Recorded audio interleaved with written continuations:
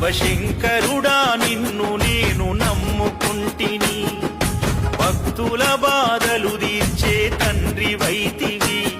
ఓ భోలా శంకర నిన్ను మరవనైతిని, ఎందుకు పరమేశ్వర ఈ జన్మనిస్తివి, ఈ బాధల బందీ కానలో నన్ను దోస్తివి.